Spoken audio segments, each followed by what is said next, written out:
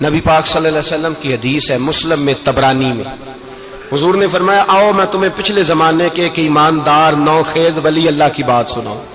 پچھلے زمانے حضور نے فرمایا پچھلے زمانے میں ایک بادشاہ جادو کے زور پہ حکومت کرتا تھا۔ جب وہ ایک جادوگر اس نے رکھا ہوا تھا تو جادوگر اس کو جادو بتاتا، وہ جادو کے زور پر حکومت کرتا۔ جادوگر بوڑھا ہو گیا تو کہنے لگا بادشاہ کوئی نوجوان میرے پاس بھیج دے، اب میں بوڑھا ہو گیا ہوں میرا پتہ کوئی نہیں کب مر جاؤں۔ ایک نوجوان کی ڈیوٹی لگائی، بڑا زیرک سمجھدار، اپنے رعایا میں سے چن کے جو ذہین فطرت مزاج بچہ تھا وہ اس نے لگایا۔ اللہ کے محبوب علیہ الصلوۃ والسلام فرماتے ہیں بچہ جادو سیکھنے لگا، وقت گزرنے لگا۔ بچہ جب جادو سیکھنے جاتا تو رستے میں ایک راہب بھی تھا جو انجیل جانتا تھا، وہ اللہ اللہ سکھاتا، لوگوں کو حضرت عیسیٰ علیہ السلام کی تعلیمات سے آگاہ کرتا۔ اس نے دیکھا کہ یہاں بھی لوگ اکٹھے ہیں تو وہ بچہ اس راہب کے پاس بھی اٹھنے بیٹھنے لگا۔ اب جب اس کے ساتھ اس کی گفتگو بڑھنے لگی تو اس کو باتوں میں لذت آنے لگی۔ اس نے راہب نے پوچھا کہ تو کون ہے اور کس طرح سے آیا ہے، کیا تیرا معاملہ ہے؟ اس نے کہا جی میں جادو سیکھنے جاتا ہوں، آپ کی باتیں مجھے بڑی اچھی لگتی ہیں۔ اس نے کہا دین سیکھ، جادو سیکھنے والے کافر ہو جاتے ہیں، قرآن و حدیث سیکھنے والوں کو اللہ کامل ایمان عطا فرماتا ہے۔ فرمایا یہ سیکھ۔ بچہ بیٹھنے لگا، اس کے پاس آنے لگا، باتیں دل میں گھر کرنے لگی۔ ایک وقت آیا کہ مسلمان ہو گیا، اور مسلمان کیسے ہوا؟ بچہ کہتا ہے میں تجربہ کر کے ہوا۔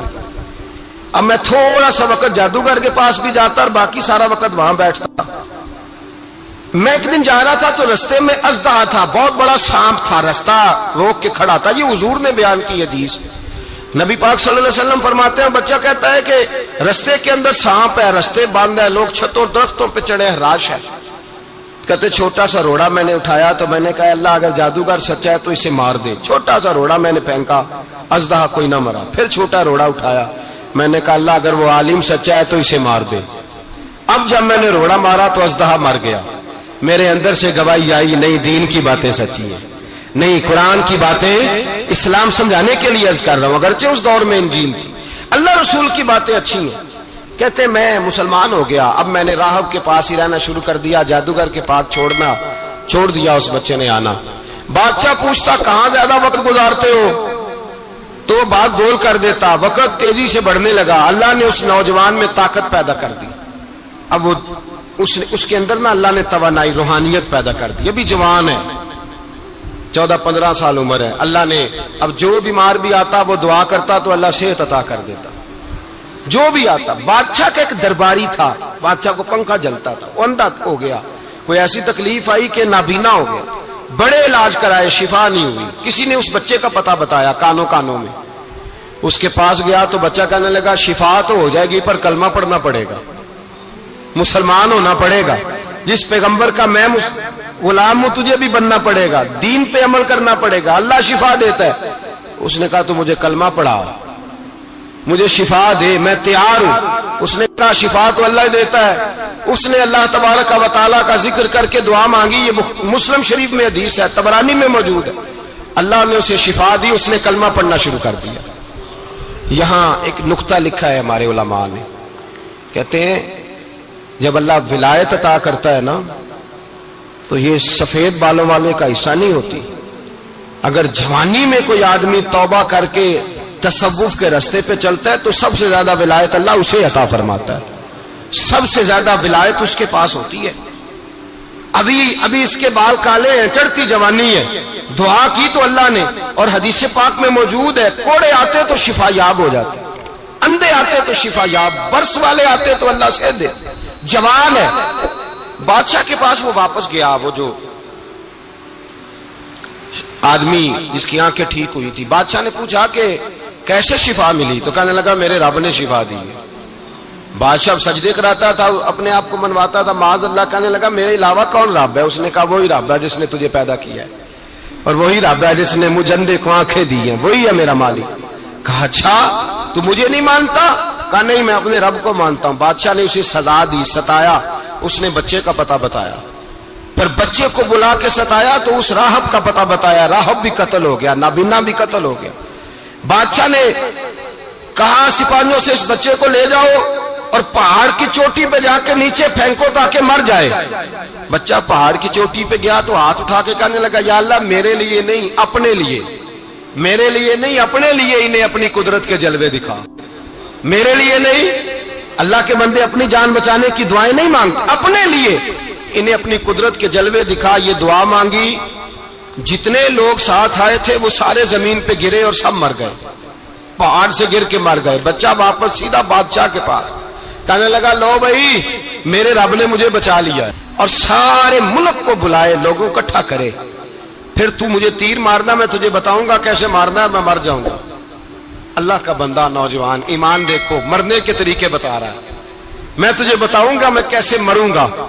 یہ بات کہی، بادشاہ نے سارا مجمع جمع کیا، ملک سارا باہر آ گیا، درخت کے ساتھ باندھ دیا.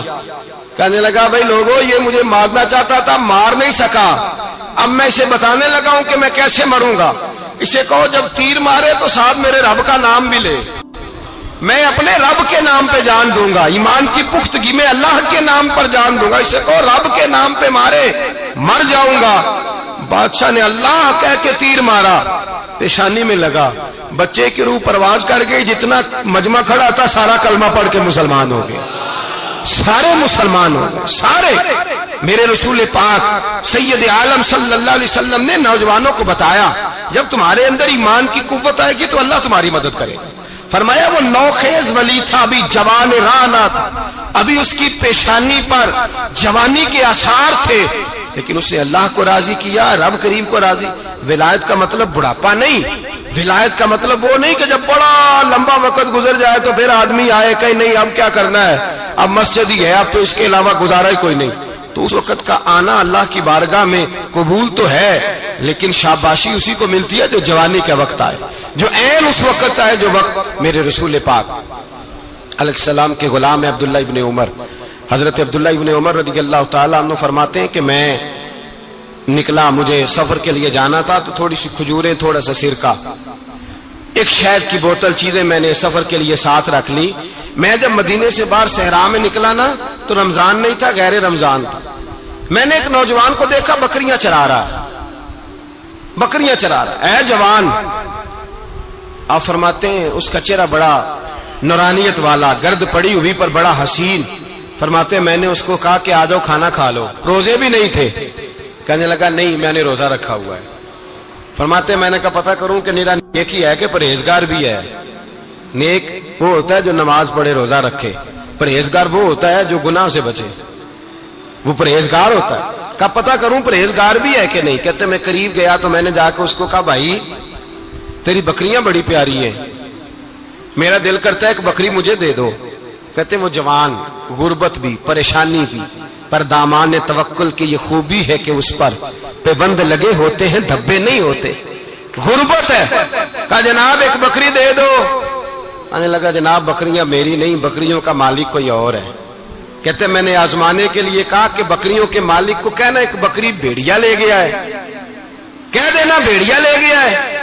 تو کہتے اس نے میری طرف دیکھا، گرد سے اس کے بال لٹے ہوئے، آنکھوں میں روشنی، چہرے پہ اطمینان، لب و لہجے میں ایمان کی طاقت. نوجوان کہنے لگا حضور بکریوں کے مالک کو تو کہہ دوں گا بھیڑیا لے گیا ہے، جب عرش کا مالک پوچھے گا تو کیا جواب دوں گا، اللہ کو کیا جواب دوں گا. کہتے ہیں میں کانپنے لگا، اس کی بات سن کے واپس آیا، جو کام نکلا تھا وہ چھوڑا، واپس لوٹ آیا. میں نے پتا کیا کس کا غلام ہے، پتا چلا فلاں آدمی کا ہے. کہتے میں نے پہلے غلام خریدا، پھر پتا کیا تیرے پاس بکریاں کتنی ہیں، اس نے کہا 400. کہتے میں نے مالک سے ساری بکریاں خریدی، پھر غلام کو بلایا، پھر وہ بکریاں تحفے میں دی، تحفے میں. کہنے لگا حضور یہ سارا کچھ مجھے کیسے ملا. میں نے کہا تیرا ایمان بڑا پختہ تھا تو میرے رب نے تجھے انعام عطا فرمایا ہے.